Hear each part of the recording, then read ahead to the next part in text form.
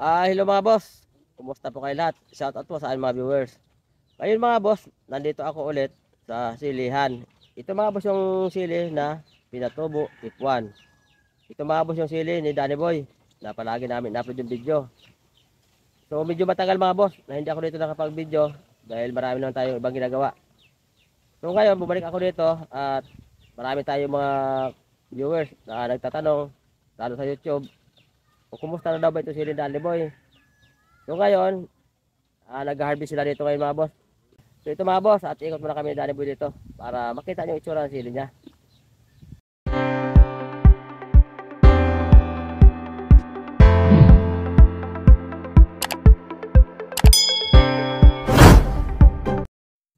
Hello po mga boss, kumusta po kayo lahat? Shout out po sa inyo. Ngayon mga boss, nandito kami ulit ni Danny Boy sa kanyang silihan. Ito nga yung variety ng Pinatubo F1, ang siling Taiwan. So nagpa-harvest na dito ngayon mga boss ng pang 10 harvest. Ang edad ng kanyang sili 140 days after transplanting. Dito mga boss, kung mapapansin nyo, ang taong namimitas, kaunti na lang tatlo lang sila. Kasi kaunti lang mga boss ang pitasin nito dahil paubos na yung second fruiting niya. Yung pangalawang bugso ng bunga niya, paubos na mga boss. Kaya kung mapapansin nyo, kaunti na lang yung hinog dito. At mapapansin nyo rin mga boss, sobrang dami ng bunga na mga mura, ayun mga berdeng-berde. So yan mga boss ang pang third fruiting. So maghintay pa kami na mahinog ulit yan bago siya harvest. Pansinin nyo mga boss yung sili ni Danny Boy. Parang hindi siya nagbabago yung itsura at saka ang bunga, ang dami pa rin Bagaman ang first and second fruiting nito mga boss, na-harvest na lahat yun. Ito nga, ang mga mura kayo na bunga na nakita natin ng mga berde, ito na yung pang third fruiting niya o pangatlong bugso na ng kanyang pamumunga. Ay malupit talaga mga boss, ito pinatubo ipo Parang basal uli yung dami ng bunga niya Pang third fruiting na mga boss na pero yung dami ng bunga niya, ang dami pa rin Parang ganun pa rin sa una. Ayun Oh. At ang ganda pa rin mga boss ng dahon. Ito mga boss, tinamaan dito ng lapnos. Ay, ilan ba ito na araw ba ito na ginagamot ni Danny Boy? 1 week din yata niya ito ginagamot. Tinamaan ito ng lapnos kaso nga lang, hindi naman talaga severe. Kumbaga, yung lang, mild yung tama lang. Pailan-ilan lang, madali lang siya makontrol ng fungicide. Nakatatlong spray naman siya dito sunod-sunod. So, after nung tatlong spray, yung lapnos medyo napawi na at unti-unti siya nawala naman. So, okay na siya ngayon mga boss Oh. Tingnan ang bunga mga boss ang dami talaga ng bunga pa rin Bagamat na siya, 140 days na siya at pang third fruiting niya na nga yan. Pero ang bunga dami pa rin talaga. Parang hindi na babawasan. Parang hindi siya nagbabago. Kung balikan nyo mga boss ang previous video nito nung bata pa ito siya, nung in-upload namin na hindi pa na-harvestan, ganito mga boss ang itsura niya. Yung dahon tsaka yung dami ng bunga, ganito nung bata ito siya. So siguro yan mga boss, nasa alaga lang yan talaga.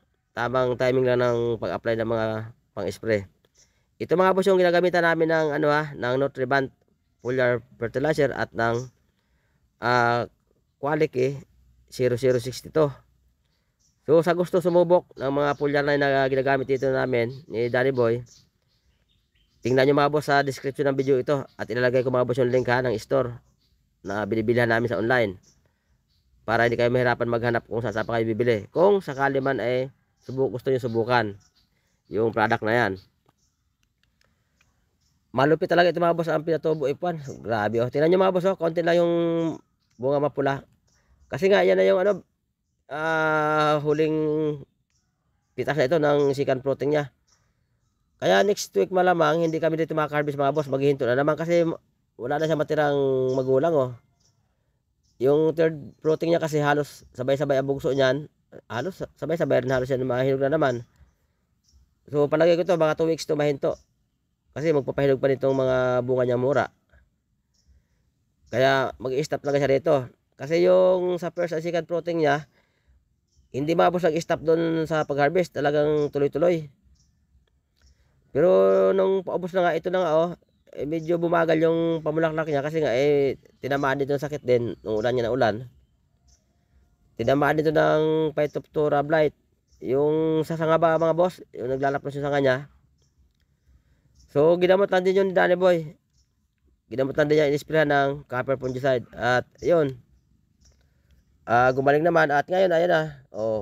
Batang-bata na naman siya. Sariwa-sariwa na naman. So ito mga boss, sa mga viewers namin na nagko-comment na nagtatanong saan na daw ba yung update ng pinatubo ipon ni Danny Boy. Mga boss, ito na yung update. Medyo matagal-tagal kami hindi nakapag-video rito Nasa ano yata, 3 linggo yata hindi kami dito nakapag-video. Nakapa-upload ng video. Kasi 3 harvest din yung hindi ko dito na videohan. At marami akong ginagawa mga boss kaya hindi siya na videohan. So ngayon sinikap ko mga boss na makapag-video kasi nga may mga nagko-comment na sa mga viewers natin dyan na yun nga daw yung Red Dot F1 may update, yung Mahika F1 may update, yung Hiwaga may update. Bakit daw ito pinatubo wala nang update. So pasensya na mga bosseng. At mayroon tayong mga mahalagang bagay na ginagawa sa buhay para din sa kabuhayan kaya minsan naatraso pag update ng mga pananim. So yan mga boss ang ginagamit dito ngayon mga boss na pataba, Yara Winner na mga boss. At saka Detrabor. Nakailangang apply na ba dito ng Yara Winner? 3 apply na yata dito. Nasunod-sunod. Saka Detrabor mga boss. Hindi na kami mga boss dito ngayon gumagamit ng Triple 14. Hindi na. Puro na Yara Winner at saka Detrabor. Kasi niwasan namin mga boss ang magkaroon siya ng nutrient deficiency. Yung nagdidilawan ng dahon at ng lagas. So yan ang common na problema ng mga sili at lahat ng sili farmers halos nakaranas dyan. Kasi itong Taiwan, alam na alam naman ito ng lalo yung mga magagaling sa Taiwan na farmers Na pagka ito matanda ito at nagkamali ka nito ng abonong pinakain, walang duda, tatamaan siya nutrient deficiency at magdidilawan ang dahon at malalagas sigurado yan. So pag nalagas yung dahon, di wala na. Paano mamulaklak yung sili kung wala ng dahon? Possible mamatay pa pag hindi alam yung gagawin. Kaya dito mga boss, kung mapansin nyo sa sili Danny Boy, ang dahon niya sariwang-sariwa, berdeng-berde. Halos kung may makita ka man na magulang na dahon na madilaw, birang-bira, isa-isa lang, hindi marami. Kaya nga kami nagpalit ng pataba para maiwasan yung nutrient deficiency na yun yung palaging problema ng karamihan na sili farmers. Yan talaga yung tumatama kadalasan sa siling Taiwan. Nutrient deficiency at yung anthracnose nga. So habang tumatanda ang sili, yun na yung nagiging problema niya. At humihina yung kanya resistensya dahil nga siyempre lalo nga ganito. So grabe pagkabunga, sobrang dahil pagkabunga simula naman talaga ang bunga nito parang hindi kumukupas. So yan mga boss, doon sa mga avid viewers namin, mga subscribers, mga boss, ito lang update ng pinatubo F1 siling Taiwan ni Danny Boy. Apagrosta ang kaibigan nyo mula Luzon, Visayas at Mindanao. Sa ibigan ng mga magsasaka, Albatros Vlog Channel sa YouTube and Facebook nagbabahagi ng kaalaman kung paano magtanim at mag-alaga ng mga sili, gulay, palay at iba pa. Kaya kung baguhan ka at ngayon ka pa lang, magtatanggin dito ka lang manood kay Albatros Vlog Channel at sigurado na'y matutunan ka step by step kung paano magtanim at mag-alaga ng mga sili, gulay, palay at iba pa. Albatros Vlog Channel, share tips and technique about sili farming and other vegetable crops. Dito ka lang manood kay Albatros Vlog Channel. Kaibigan ng mga sili farmers, Luzon, Visayas at Mindanao.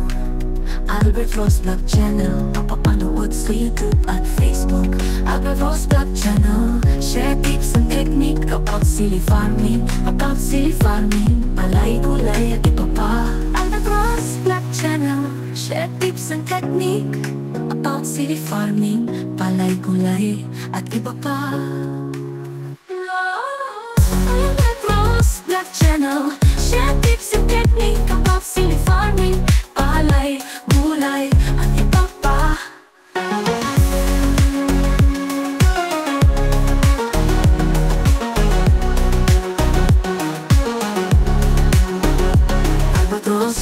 Channel. Share tips and technique about sea farming, palay, gulay, at iba pa. Paano magtanim at mag-alaga ng mga sili, gulay pala na titipa pa. Agavos Vlog Channel. Share tips and technique about sea farming and other vegetable crops. Dito ka lang manood kay Agavos Vlog Channel. Kaibigan ng mga